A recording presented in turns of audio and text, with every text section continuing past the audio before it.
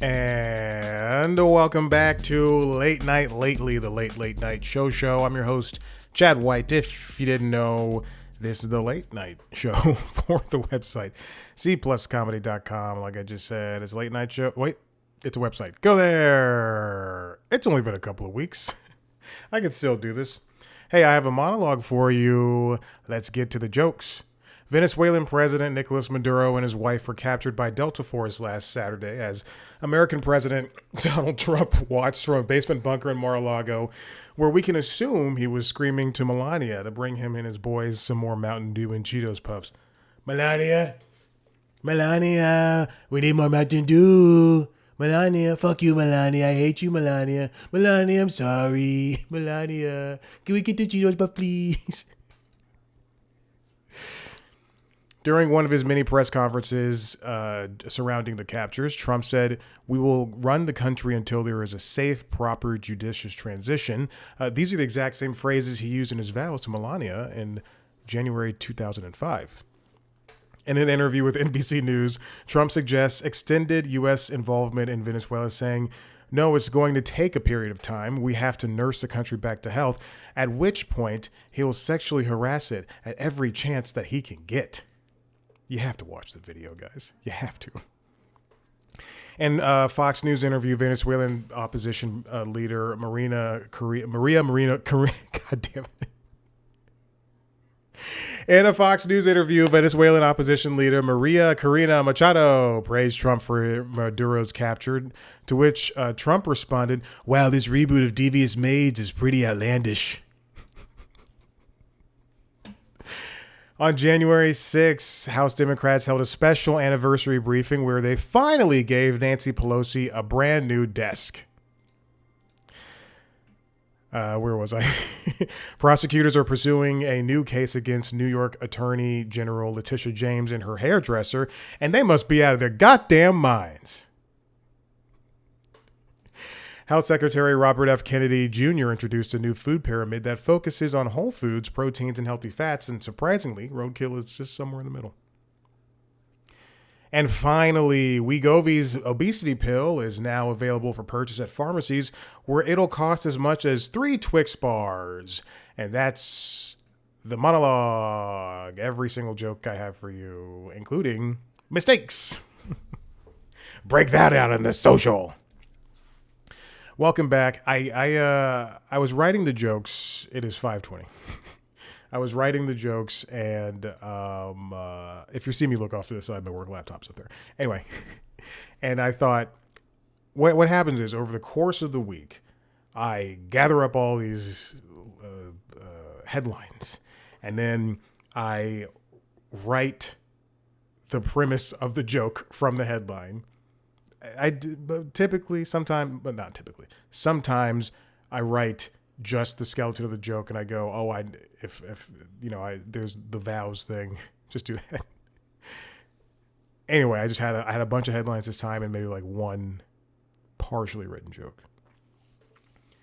And then the problem was, I got to that Wegovy thing, and I went, oh, there's like 8 jokes here. 1, 2, 3, 4, 5, 6, 7, 8. Yeah, like 3, 6, 8. Sorry, I don't count. And I just went, okay, you know what? I'm just going to do all these jokes because I don't know if I'm going to have a lot to talk about. Cut to, there's 3 topics. I was just like, okay. Closing all the tabs. Okay. This week in late night, everybody returned, with the exception of John Oliver, and I believe Bill Maher is on tonight. We'll talk about Bill Maher in a second. I know I'm not going to start including Bill Maher in this coverage.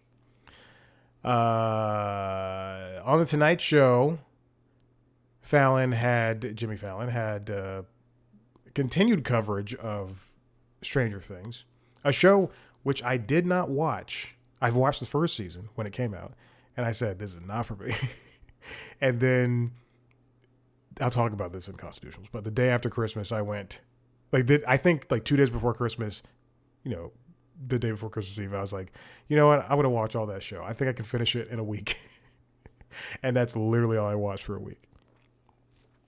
And I still don't like the show, but I wanted to be part of the conversation. So we got Sadie Sink, and then Josh Charles, The wonderful Josh Charles, who I love Sports Night. I'm not kidding. I love Sports Night, and I own Sports Night. I love that show. It's a great Aaron Sorkin show that is stuck in the decade in which it was made, and not even in the decade, in the years in which it was made. I'm always concerned about. I want to go. I've never seen West Wing. I've only seen clips, and I go, oh, I think I like these clips. I want to watch it, but I also don't want to watch a show that doesn't have like internet. I remember when years ago I was watching, before there was even a reboot even announced, before a reboot was even in the plans, I was watching Veronica Mars. Probably like 10, God, it's 2026. Oh, definitely like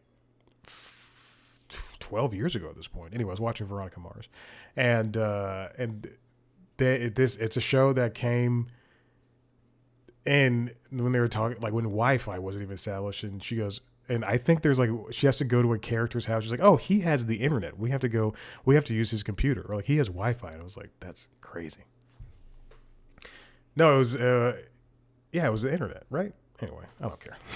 Who cares? AJR performed, Lucy Liu, Jamie Campbell Bower, Ramon Rodriguez, Colin Quinn did stand-up, Chelsea Handler was there, Sophie Turner was there, Sienna Spiro was there, Rose Byrne and Maya Hawk and Miguel performed. I saw Sadie Sink here in Atlanta on the Beltline. I was like, who's that pretty redhead? Just walk out of the Beltline. It was like 10 o'clock at night. And she and two other actors from Stranger Things were going to a bar because they were known to go hang out at this bar. And I was like, who's that beautiful redhead? Then I saw this little boy hopping up and down, making a show of everything he's doing. I was like, oh, that's the one with the lisp. And then I saw Finn Wolfhard. I was like, oh, it's Finn Wolfhard. And I went, oh, that's Sadie Sink. And then I was biking back, and they were on the opposite side of the street, and I was on one side of the street, and I was like, all that happened over the course of a light change, and then I went, oh God, I hope she's of age. Oh God, please be of age. And then I biked till it was like 10 o'clock, and I got home, and then I immediately checked. I was like, oh my God. Oh, and then Hudson Williams from Heated Rivalry was there as well. And then on Late Night with Seth Meyers, we were back with a bunch of closer looks. Kristen Stewart came by. Wagner Moura came by. What a handsome man. Wagner Moura. Sean Levy was there talking about his overindulgence on Stranger Things. And we also had a joke Seth can't tell. Carl Anthony Towns, Andrew Ross Sorkin were there as well. And then Jodie Foster, Simu Liu were there. And Idris Elba and Marissa Abela. For Jimmy Kimmel Live, they had, for some reason I'm 3 weeks ago. Ben Affleck, Aaron Doherty, Molly Tuttle performed, Joel Edgerton was there, Debbie Gibson performed, Nikki Glazer was there. I'm sure she talked about having sex or something. Being a woman. Alan Cumming, Taylor Dearden, Rachel Maddow, and Dennis Leary. And then the K-pop Demon Hunters, EJ, Audrey Nuna, and Riami performed a different version of Golden. I was watching the Taylor Dearden. This is so stupid. Before he said Taylor Dearden from the Pit, I looked at Taylor Dearden. I was like, who's her dad again? Who are her parents? It's like her parents are somebody famous. It's Bryan Cranston. She's a great actress. She's really good. And then on Late Show with Stephen Colbert, Ethan Hawke was there, and then the Late Show band did a little sketch. Julia Yoff was there. That's how quick I jumped from that.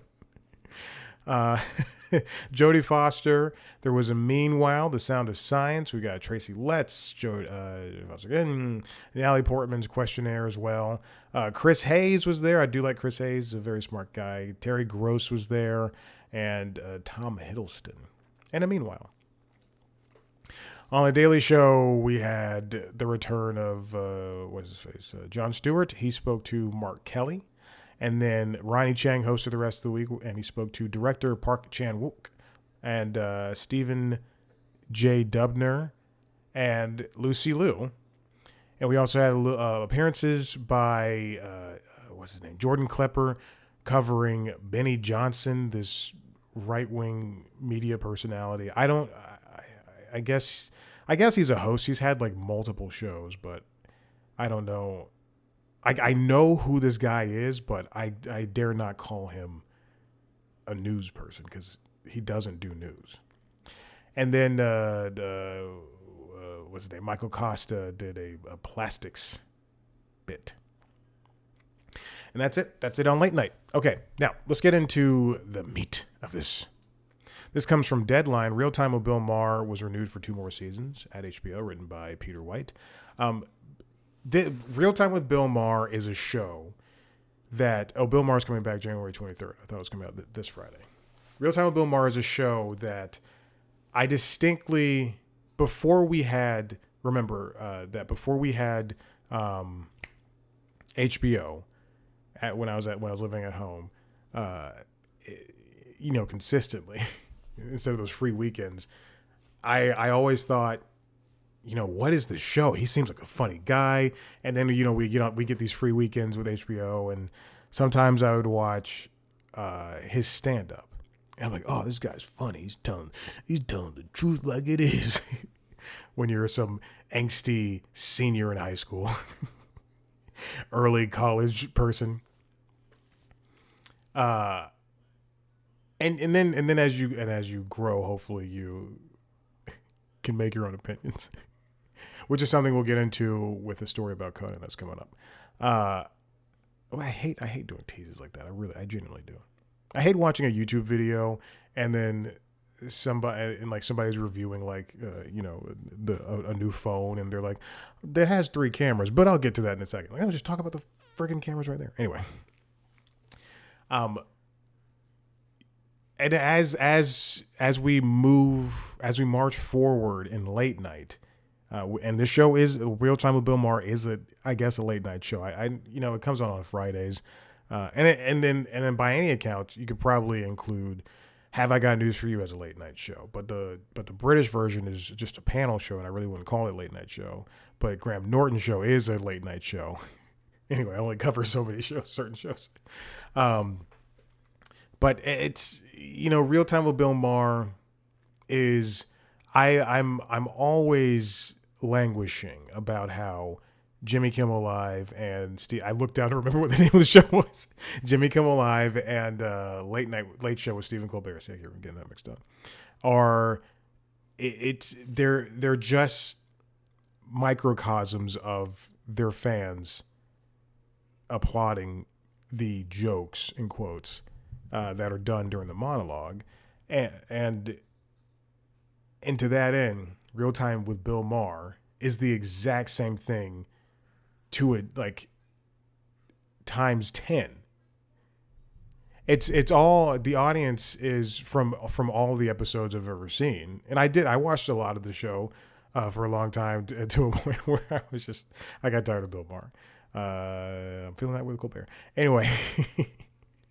But it's just, him spouting his nonsense, sometimes saying something that's salient, and then other times saying something that is just so out of touch with the regular, normal person that you would think, does he not know that? Like, I understand that he's rich, but does he not know that a regular person can't think that way or say that way or act that way? Anyway. And then I drifted away from it, obviously. But things like during his panel segments, he has some good people on, a lot of bad people, a lot of stupid people. People who say things just to say things, and I've said this before. This is a show that, as much as I do not watch, it is a show that is at least needed, because to the very least, it's a different opinion from a side of the center left. I guess I don't fucking know where he lands. From a side of the political spectrum that isn't as loud, or no, excuse me. I don't say. Yeah, I'm gonna continue. It's not as loud as other people in his genre on television. So he's not in comparison with Kimmel or Colbert or Myers or Stewart. I'm leaving Fallon out of it because he's less political. But he is somebody with unfortunately valid opinions. Because if you silence somebody like that, then that gives you a chance. That gives everybody a chance to silence somebody like Kimmel, and we all know where that ended up. With him crying on TV for the 12th time. It's got Tony DeCopel doing it. Oh my God, I used to respect those people. How is Tony DeCopel going to cry twice in a week, and within like 4 days? Then fire his producer. He didn't fire the producer. The producer was let go. Anyway. So this show, it's been around for 24 seasons, and it's going to at least be around until the end of 2028. There's no telling what they'll do with Last Week Tonight. I assume that Last Week Tonight will continue to move on. I'm going to sneeze. Is going to move on at some point and continue as well, because that is a very popular show. That is at the exact, if Bill Maher is the center left, then Last Week Tonight is at least in a better province of that left. And I'm not saying that Bill Maher's center left is bad. I'm saying I just don't like Bill Maher. Let's just put it that way. I don't like Bill Maher that much. It's the show should continue, and it's going to continue in the way that he wants it to, in a way that he's going to continue doing that podcast Club Random where he blows smoke in people's faces, literally, unnecessarily too. I don't know why. Also, I don't know who's listening to that or watching it. Bill Maher rolling a doobie. You see that smoking, boy? You smoking? Can you not smoke, please? I have asthma. You sure don't want this? But we need a show in the same way that, to some extent, we do need these ass clowns at Fox News.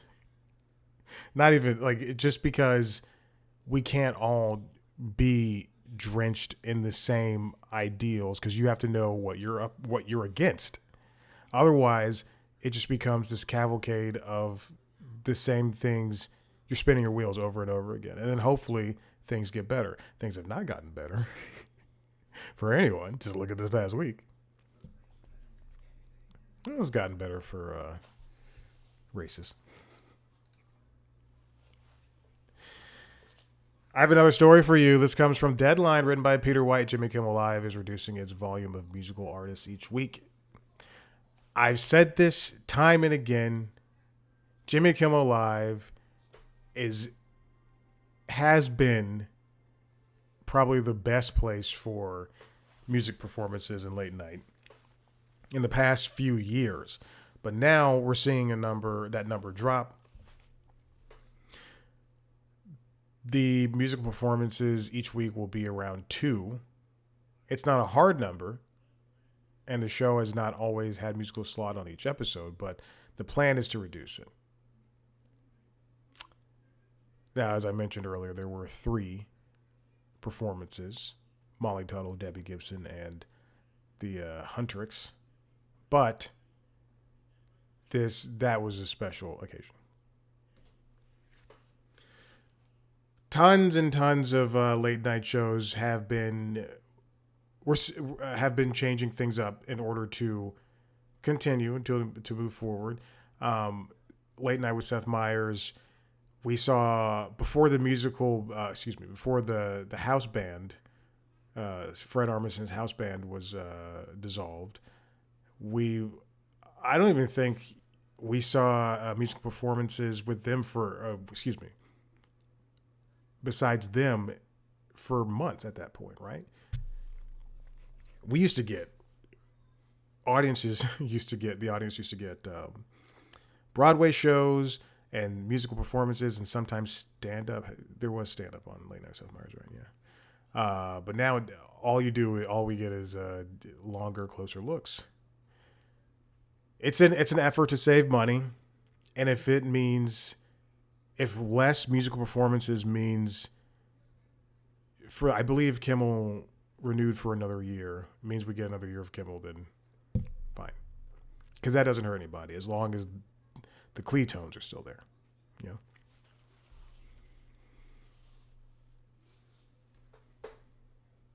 Apparently, this comes from Consequence of Sound. Musical performances on Late Night in total dropped from around 800 between 2011 and 2013 to closer to 200 in 2023. Wow. Hollywood Reporter reported that Jimmy Kimmel Live music producer Jim Pitt had started informing people, presumably artist managers, record labels, and promo bookers, that the show would cut its number down. Yeah, it stinks.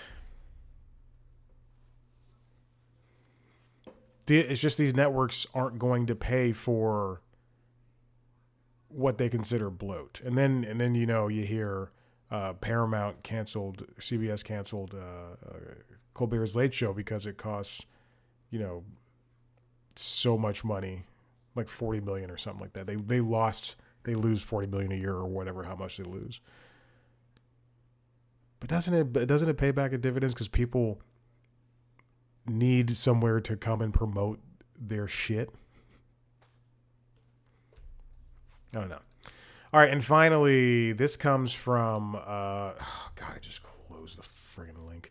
This comes from Late Nighter, written by Jed Rosenwig. What's missing from the Conan O'Brien clip making the rounds on right-wing media? Now, Conan spoke to the Oxford Union Society, probably a white affiliated thing. Fits right in with the right wing stuff. And there he spoke to them. It was a wide, encompassing conversation, talking to, I believe, the graduates, if I'm not mistaken. Yeah, it was an hour long. He does this from time to time. And not graduates or the people, I don't give a shit. Anyway, and there's essentially a 1-minute selection where he says comedians that have made their acts just F Trump all the time. They've essentially ruined their comedy. The quote is, "You've put down your best weapon, which is being funny, and exchanged it for anger." Rosenwig writes, he adds that no matter how serious the political moment, comedians, quote, always need to be funny. And that 1-minute clip is being taken out of the most context of anything so far this year. You've got people from like Piers Morgan, Elon Musk, some Daily Caller fucko saying something about it, and then there's a 5-minute segment from Fox News Business on the show Big Money show. Now here's the point of it is he's not talking about his peers that are Kimmel and Colbert. He's talking about the people in the same way that if you listen to the Constitutionals, and you know that I put out interviews with comedians called The Interviews. I complain to these comedians about how Modern day comedy is just involves comedians putting out what's it called? They do the thing with the audience. They're talking to the audience instead of writing jokes. He's talking about that. He's talking about the people who make all of their comedy F Trump, F Trump, F Trump, clap, clap, clap, clap, clap. Whereas people used to be just writing jokes and just trying to be funny. And it is unfortunate that these idiots, these morons are deciding to only look at 1 minute and then not look at the surrounding context. Because the idea is that you shouldn't rely on one thing. You shouldn't just be making statements and expecting that to be a career path. The idea is comedy is a thing that can have topics that are wide ranging. And we are missing that when it comes to what comedy is now. And I know this is a late night show. To some extent, I will say this because he did say Kimmel and Colbert are doing a good job. There is something people complain about Fallon. There is something about Jimmy Fallon not taking a lot of jabs at Trump. I genuinely forgot his name. At Trump.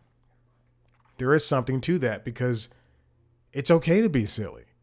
And we don't always have to cover the same conversations over and over and over again because then we get nowhere. Now, I'll take it a little bit further that Conan will not say anything about Colbert and Kimmel. I've been saying it for months. All it is like their monologues is these guys are making statements and then people are clapping. At some point, you have to write jokes. And that's why I prefer Seth, because he's doing the political comedy and he's making it funny. And the applause breaks are earned as opposed to foisted upon the audience or expected from the audience.